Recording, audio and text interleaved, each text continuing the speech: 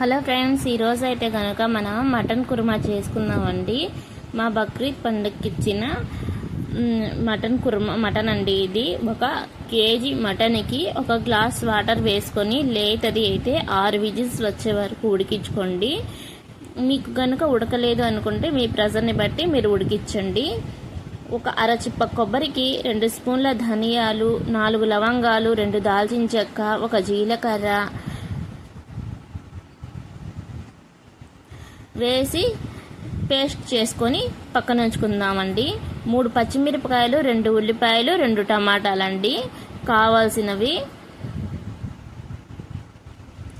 2 స్పూన్ల ఆయిల్ వేసుకొని కట్ చేసిన మీడియం సైజు ఉల్లిపాయలను కూడా వేసి దోరగా వేయించుకోవాలి.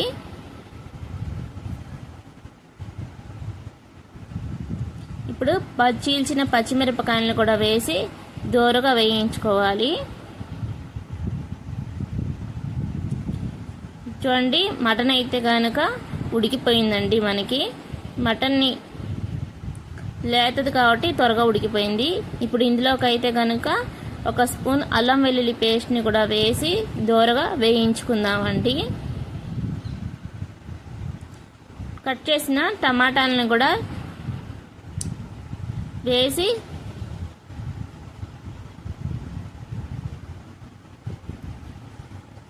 ఒకసారి కలుపుకుందామండి.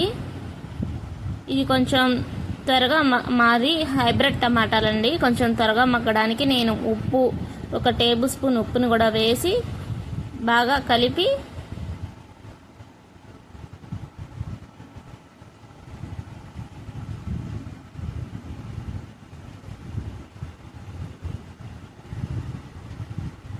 మూత పెట్టి 5 నిమిషాలు ఉడికించుదామండి.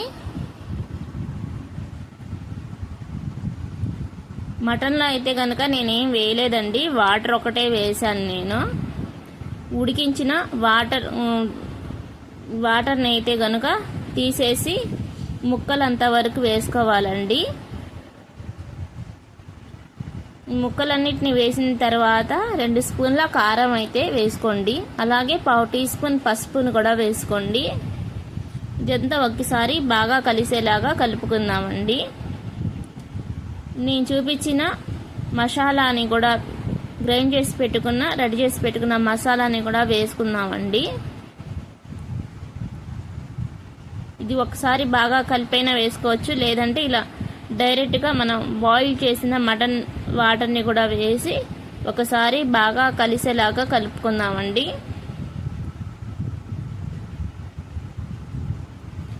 మీరు తినే ఉప్పు కారాలని బట్టి అయితే కనుక మీరు వేసుకోండి. ఇందులోకి ధనియాల పొడి, గరం మసాలా, జీలకర్ర పొడి అవసరం లేదండి. ఎందుకంటే అన్నీ కలిపే ఒకేసారి కొబ్బరి మసాలాలకైతే పేస్ట్ చేసుకున్నాం కదండి, అన్నీ ఒకేసారి వేసేసానండి. నేను ఇలా మూత పెట్టి మరొక 10 నిమిషాల పాటు సిమ్లో ఉడికించాలండి. చూడండి, మనకి ఆయిల్ సపరేట్ అయిపోయింది. చివరగా కొత్తిమీర వేసుకొని మరొక 2 నిమిషాలు మగ్గించుకుంటే మన మటన్ కుర్మా అయితే రెడీ అండి. టేస్ట్ అయితే కనుక అదిరిపోయిందండి.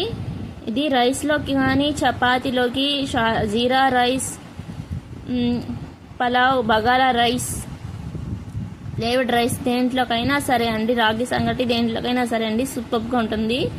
దగ్గర నుంచి చూపిస్తున్నాను చూడండి. మటన్ అయితే కనుక అస్సలు ఉడికిపోయిందండి. చాలా అంటే చాలా టేస్టీగా ఉంటుంది. చూస్తుంటేనే నాకు నోరూరిపోతుందండి, అంత బాగుందండి మటన్ కర్రీ అనేది. తప్పకుండా ఒకసారి ఇలా ట్రై చేయండి. టేస్ట్ అయితే కనుక అదిరిపోయిందండి. ఇంత గ్రేవీ ఉంటే సరిపోతుందండి. చల్లారిన తర్వాత మనకిది దగ్గర పడుతుంది. సబ్స్క్రైబ్ చేసుకోండి ఫ్రెండ్స్. Thanks for